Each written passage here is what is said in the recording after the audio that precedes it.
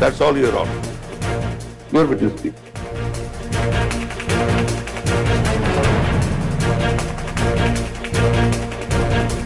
Mister Wadekar, mister मुधोळकरांना तुम्ही employee म्हणून कसं रेट कराल? Objection, your honour. जो माणूस खोट्या नावानं वावरत होता तो कसं काम करत होता हा प्रश्न इरिलेव्हंट आहे इथे. युअर ऑनर, मिस्टर मुधोळकरांनी हा सो कॉल्ड गुन्हा का केला याच्या कारणांपर्यंत पोहोचण्याचा मी प्रयत्न करते. My line of questioning is very much relevant to the matter. Objection overruled. So mister Wadekar, माझ्या प्रश्नाचं उत्तर. त्यांनी त्यांना नेमून दिलेली सगळी कामं मन लावून केली. असं कधी झालंय का की मिस्टर मुधोळकरांमुळे तुमच्या फर्मला काही नुकसान झालंय? किंवा तुम्हाला कधी असं वाटलंय की तुमच्या पाठीमागे कोणीतरी जाऊन बुजून तुमचं नुकसान व्हावं म्हणून कॉन्स्पिरसी करतंय? असं कधी वाटलंय तुम्हाला? नाही. माझी माहिती जर बरोबर असेल तर मिस्टर वाडेकर, तुम्हाला मिस्टर मुधोळकरांच्या प्रयत्नांमुळे चेन्नईतल्या एका बिझनेस पार्कचं मोठं कॉन्ट्रॅक्ट मिळालं, बरोबर? होय.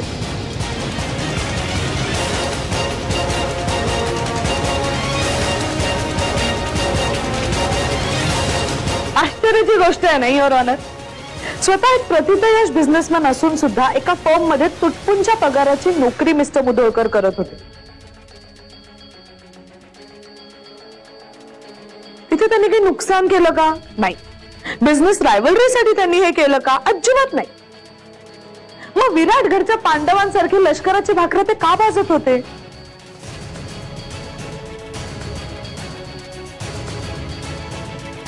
दिस is a very relevant question, I think.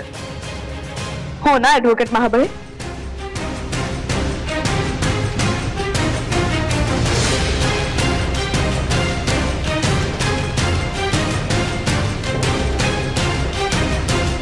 तर मिस्टर वाडेकर, तुमचं आणि मिस्टर सरनाईकांचं त्यांच्या मुलीबद्दल म्हणजेच मंजिरीबद्दल नेमकं काय बोलणं झालं?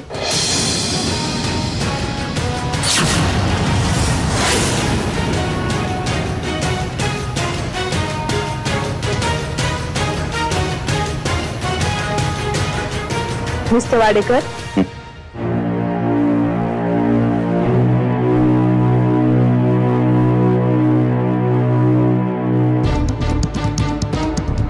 त्यांची इच्छा होती की मी मंजिरीशी लग्न करा.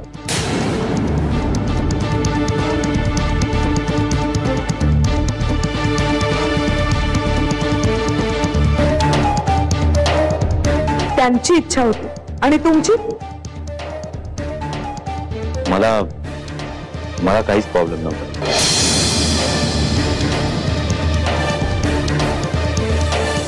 मिस्टर मुधोळकरांना हे माहित होतं?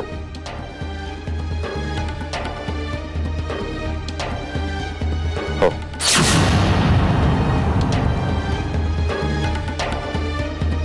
युअर ऑनर, नवरा बायको एकमेकांशी भांडतात, सेपरेट राहायला लागतात. ते डिवोर्स फाईल करण्याच्या आधीच मुलीचे वडील तिच्या दुसऱ्या लग्नाची खटपट करतात. हे जेव्हा त्या नवऱ्याला कळतं तेव्हा तो काय करतो? तो एक अत्यंत आताताई पण अत्यंत भावनिक असं पाऊल उचलतो. कोणाचं नुकसान करतो का नाही, कोणाला त्रास देतो का? अजिबात नाही. मिस्टर मुधोळकरांकडनं चुका झाल्या असतील, अपराधही झाले असतील, पण अशा चुका भावनिक माणसांकडनंच होतात ना.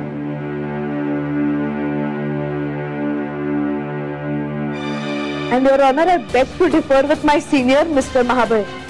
This is a family matter. एका भावनिक माणसाने आपली फॅमिली वाचवण्यासाठी केलेली केविलवाणी धडपड आहे.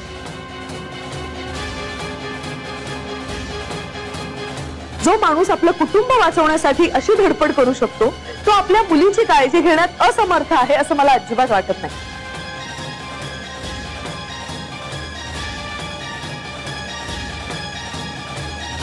नाही, त्यांच्याकडनं चुका झाल्यात आणि त्यासाठी कोर्टाने त्यांच्यावर कारवाई करावीच. पण things have to be seen in the right perspective. Satyajit Mudholkar criminal नाही आहेत. सत्यजित मुधोळकर एक हताश नवरा आहे आणि त्याही पेक्षा जास्त एक हताश बाप आहे.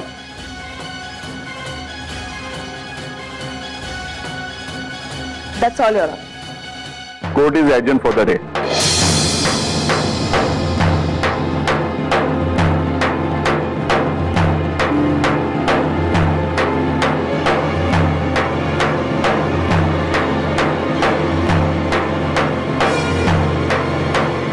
मंजिरी,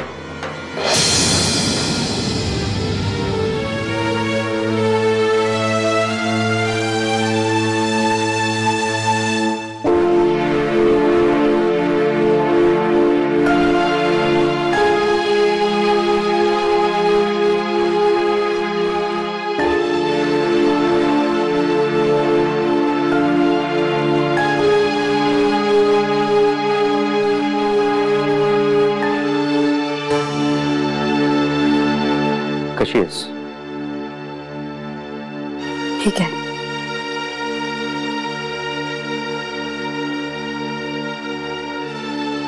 चिडली आहेस माझ्यावर? तुझ्यावर चिडायला तू काही केलंयस का?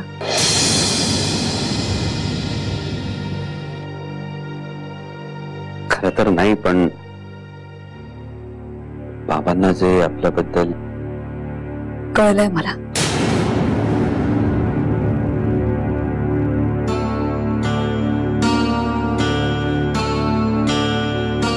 पण मला ते शक्य नाहीये. I am sorry Swapnil.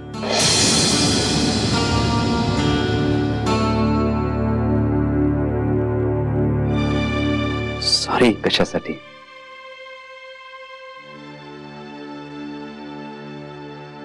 दुर्दैव आहे माझं. आयुष्यात पहिल्यांदा कुणाबद्दल वाटलं होतं, पण जे होणारच नाही त्याबद्दल चर्चा करणं सुद्धा निरर्थक आहे, नाही का? पण एक सांगतो मंजिरी, या सगळ्या प्रकारामुळं मला आपली मैत्री गमवायची नाही. आयुष्याच्या कुठल्याही वळणावर कधीही मला हाक मारावीशी वाटली तर प्लीज प्लीज फील फ्री. मी आहे तुझ्यासाठी नेहमीच. लक्षात ठेवीन मी.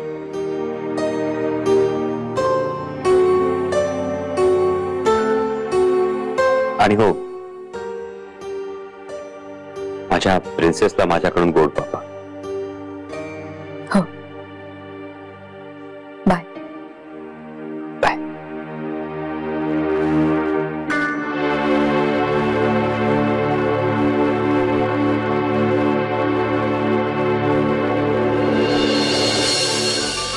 अजून थोडा वेळ ना. हो हो हो. घे.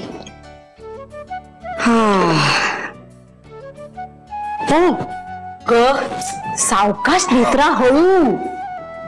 इतका कमाल झाला ना शिरा, अजिबात थांबायचं नाही मला. मग माझी स्पेशालिटी आहे ती. आणि आता आंब्याच्या सीझन मध्ये ना मी तुला आंबा घालून शिरा करून देणार आहे. तो खाऊन तू माझ्या प्रेमात पडशील. हो का? मग एक काम कर बाई, तो शिरा ना जाऊन विहंग भाऊजींना खायला दे. मी प्रेमात आहेच ग तुझ्या, त्यांनी पडणं गरजेचं आहे. बासा, हल्ली या घरामध्ये सगळ्यांची गाडी कुठूनही सुरू झाली ना तरी याच ट्रॅकवर येऊन थांबते. मी किचन मध्ये काय लागलं तसं. हो.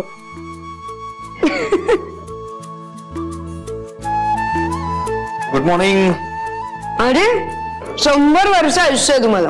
आत्ता तुमच्याच बद्दल बोलत होतो आम्ही. आम्ही? मी आणि माझं बाळ. ओ. मी सांगत होते त्याला की विवंग काकांसारखं गोरं गोमटं झालं पाहिजे तुला. आणि काय आज शिरा? अहो बसा ना, घ्या ना. मंजुषाने केली.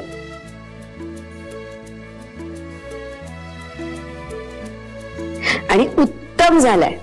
तिच्यासारखा शिरा ना करायला जमतच नाही कोणाला. नाही नको, तुझं चालू दे. अहो घ्या ना. नाही खरंच नको, माझं आज पोट भरलंय, घरनच खाऊन निघालोय. आज कोर्टात जायचं नव्हतं, मग निवांत उठलो. सत्यजितने माझ्या कोर्टात येणार बॅन टाकलाय. म्हणलं आता आज ऑफिसला जाता आता मावशीला भेटून येऊया. आलोच. चहा तरी घेऊन जा. घेतो नंतर. भाऊजी एक विचारू? काय? नाही, थोडा खासगी प्रश्न आहे म्हणून कळत नाहीये कसा विचारू. मित्र, आपण चांगले मित्र आहोत. विचार. नाही म्हणजे तुम्ही परत लग्न करायचा विचार?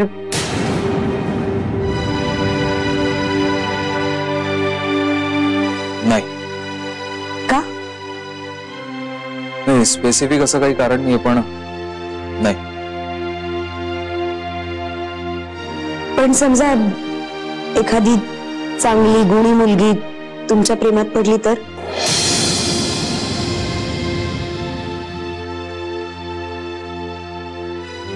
नाही. ती वेळच येऊ नये म्हणून मी आजकाल गुणी मुलींना भेटणं बंद केलं. तू चालू दे. आलो.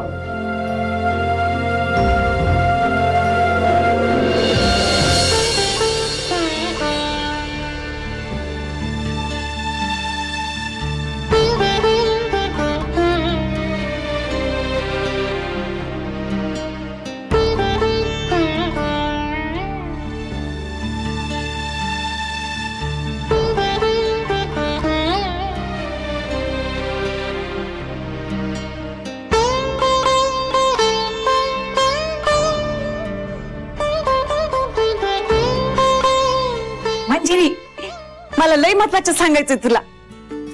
काय? अगं पण मला काय देणार ते सांग. काय देणार म्हणजे? आता काय देऊ तुम्हीच सांगा. आणि असं झालंय तरी काय? अगं आज चल तुझ्या लेकीचं कौतिक बघाया. म्हणजे काय झालं? काय झालं म्हणून काय विचारतेस?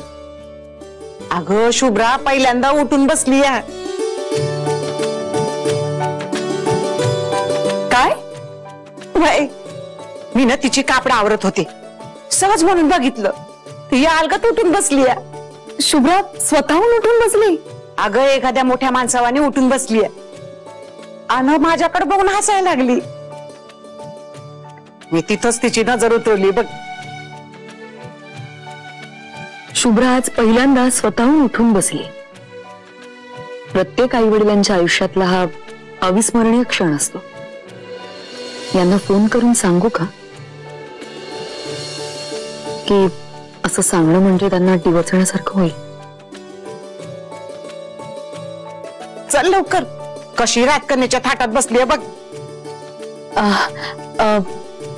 पूर्ण मावशी तुम्ही व्हा ना पुढे, मी आलेच. वय वय.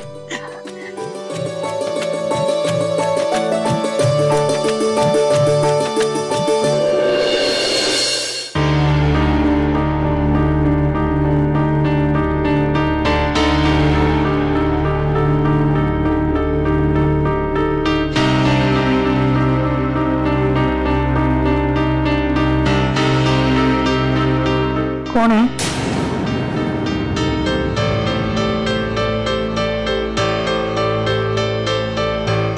आई, मी ते पाणी ठेवायला आले होते फक्त. म्हणजे ऍक्च्युली मंजुषाला सांगितलं होतं पण ती विसरली बहुधा. बाहेर दिसलं तांब्या भांड म्हणून मी. मला पाणी दे थोडं. मला पाणी दे थोडं. हो.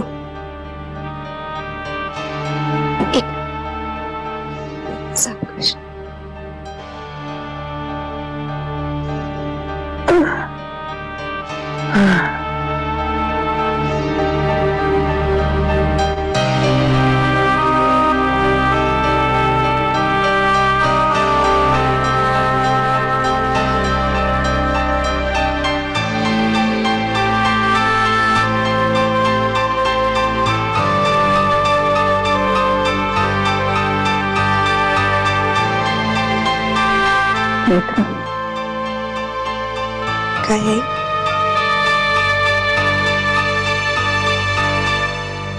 तुझी तब्येत कशी आहे? बरी आहे.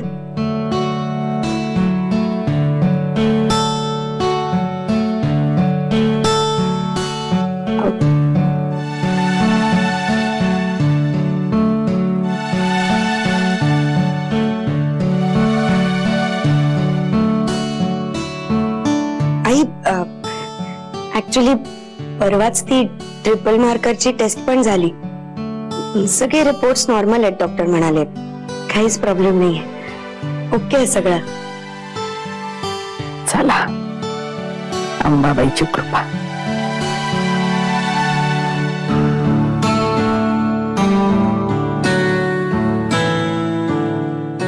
डोहाळे लागतात की नाही? नाही म्हणजे कळत नाहीये काही. असं स्पेसिफिक काही खावंसं नाही वाटत आहे. फक्त काल काय? मला गोड खायला आवडत नाही ना, तर काल बसून मी कंदी पेढ्यांचा अख्खा बॉक्स संपवला. चला, म्हणजे गोडाचे डोहाळे लागलेत तर. नाही, अगदी तसंच पण नाही. म्हणजे आज दिवसभरात काहीच गोड नाही खाल्लंय मी. असू दे ग, डोहाळेच म्हणतात याला. असंच व्हायचं. हळूहळू वाटायला लागेल. मंजिरी नाही, कचा कचा हिरव्या मिरच्या खायची. तिला तिखटाचे डोहाळे, तुला गोडाचे. वा, एकदा तर मंजिरीने सत्यजितकडे मिसळ खायचा हट्ट धरला.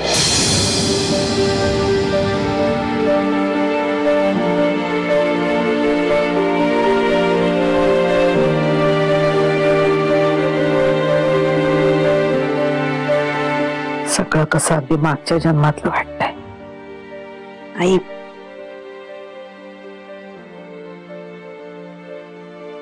तू काळजी घे. बाळ कसं गुटगुटीत पाहिजे, त्याच्या गौरांसारखं.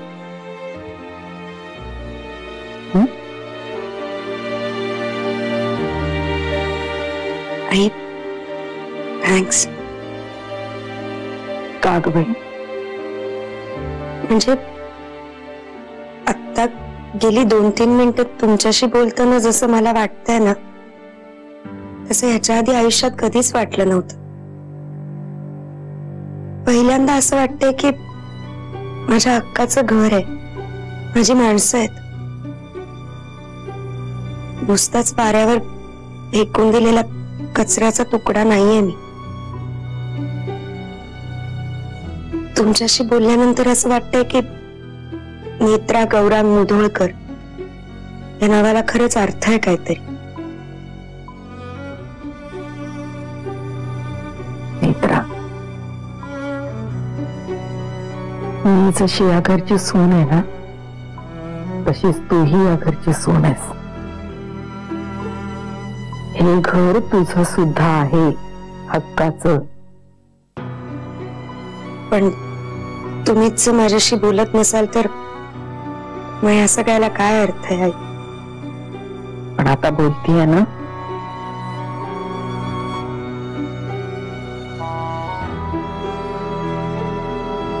काही गमावल्याशिवाय जे आहे त्याची किंमत कळत नाही असं म्हणतात. तसं झालंय माझं. आई तुम्ही मनापासून माफ केलंत मला. माझा सत्य जी गोष्ट करू शकतो ती मला नाही जमणार. आई आणि त्याची. नेत्रा, एक गोष्ट सांग. काय? प्रिया कशी आहे ग? तिची काय खबर पाहत? मी हॉस्पिटलमध्ये असताना आली होती ती.